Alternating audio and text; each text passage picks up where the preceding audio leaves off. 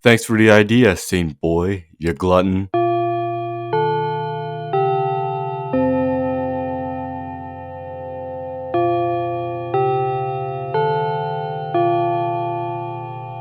Hi, welcome to Watch Maruhi. Today we will be counting down our favorite top 10 Japanese foods. Before we get started, be sure to like and hit that subscribe button for more top 10 content. But before we get to the top 10, which now that I'm done with the script isn't that interesting, I need to teach you guys how to use chopsticks. Now you're probably thinking, oh, don't worry, I've already got it down. I'm ready to move to Tokyo. I bet you guys haven't learned to think about chopstick etiquette. And trust me, I'm here to save you before you embarrass yourself or summon the wrath of the chopstick god. So first off, there's holding the chopstick, which sounds crazy, but trust me, boomers care about this type of stuff. Now you'd want to hold the chopsticks around a third from the top chopstick like a pencil, and the bottom chopstick is between your middle and ring finger. Now there's a rumor I heard from white people that being left-handed in Japan is frowned upon by society. Well, let me tell you right now, that's like saying white people hate it when, hey, this is post-production me. The punchline would have gotten me canceled, so I decided to remove it.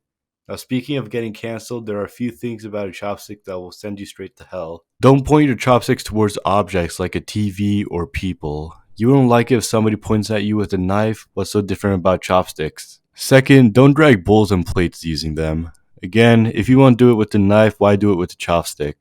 Don't pass food to other chopstick to chopstick. This one actually has a dark backstory to it. So during cremations, when everything but the bones turn into the thousand winds, family members will pick out the bone and pass them along chopstick to chopstick.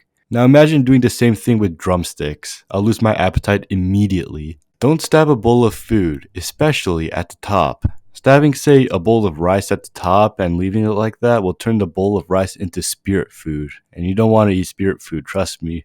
No shish kebabbing food, but pretty much only if you grab it with the chopstick. Now, I'm not saying this is a bad thing, but I'm also not saying this is a good thing either. And that's basically chopstick etiquette. TLDR, they are blunt knives and you should treat them as knives. Now on to what the video is about. Here's number 10, Japanese curry. The thing that makes Japanese curry different from regular curry is that while Japanese curry is humble, Indian curry is a socialite. Personally, I like to have beni shoga with curry, which is like pickled ginger. Number 9, oyakodon. Now, don is a word for things on rice, so this is roughly family bowl, which sounds nice until you realize why it's called that. You see, if you simplify this recipe to white people level, you get chicken, egg, and rice. And I bet you remember what lays eggs, right? So you have both the parent and the child on the bowl of rice. Isn't that fucked? Number 8, saba. Now, saba is just mackerel, but usually when somebody says saba, it refers to the dish. This dish goes well with ponzu and grinded radish. I recommend it because it's literally the Japanese meal. Like when someone says Japanese meal, it's literally this with rice and this mystery soup that I'll bring up later. Number 7, soba. Specifically, zaru soba. So it's just wheat noodles on a special plate called sobazaru, and you dip it in a little cup with tsuyu inside. You could have this with wasabi, radish, ginger, seaweed. Definitely a great way to cool off. On a traditional meter, I give it an 8 out of 10. Don't mix it up with somen though, although it's pretty much the same thing. Number 6, tempura. It's a shrimp that's been deep fried in batter. Pretty simple. There's also vegetable tempura. Some of the more popular varieties include zucchini, mushrooms, carrots for some reason. And the best vegetable tempura, renkon, which is like an oriental vegetable. A fun fact about this dish is that sometimes tempura leaves behind flakes. These flakes are called tenkasu. When literally translated, they are called heavenly scum. Number 5, ramen. For the longest time, I didn't like ramen. For my 7-year-old body, it was too salty, unnecessarily oily, and the toppings didn't really blend right with the men. But today, I'm warming up to it. My favorite flavor has got to be either salt ramen or tonkotsu shoyu ramen. This is kind of embarrassing, but I sometimes prefer cup ramen over regular ramen. Please do not call me a beta male in the comments. Number 4, miso shiru. Jesus Christ, it's so good for so cheap. So there's miso that you boil with all sorts of stuff like seaweed, tofu, clams if you're rich.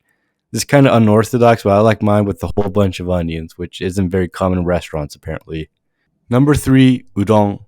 Now to you gaijins out there, you may think this looks exactly like ramen, but there are a few differences.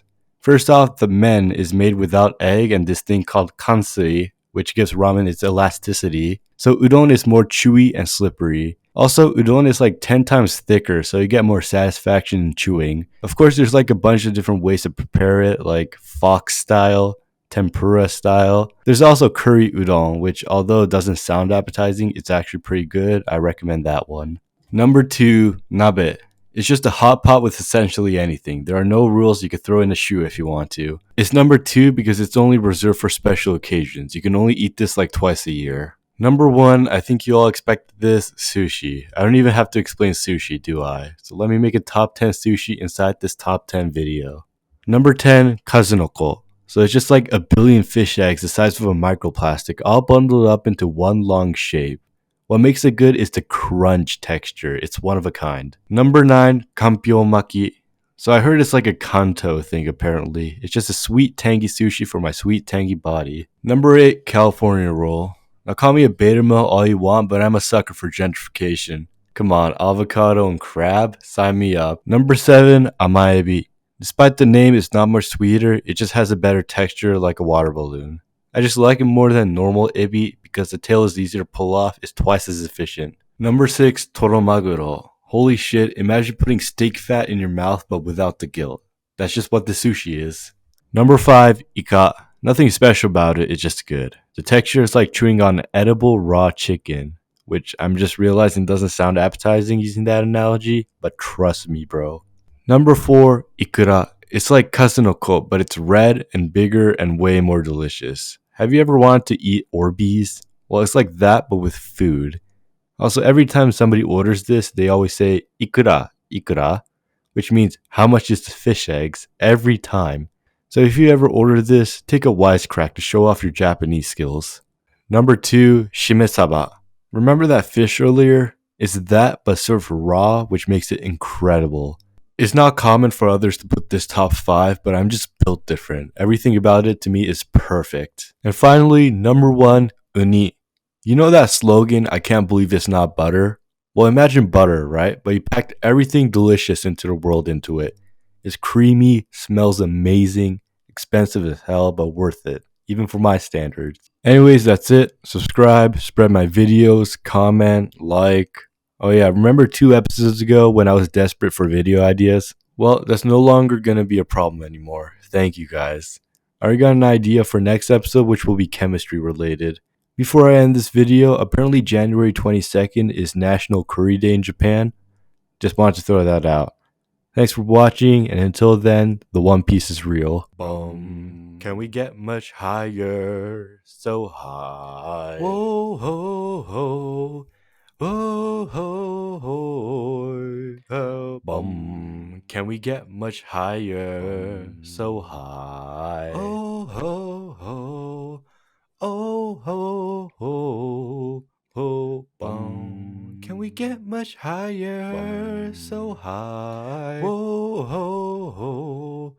Whoa, ho, ho, ho, can we get much higher? So high. Whoa, ho, ho. Whoa, ho,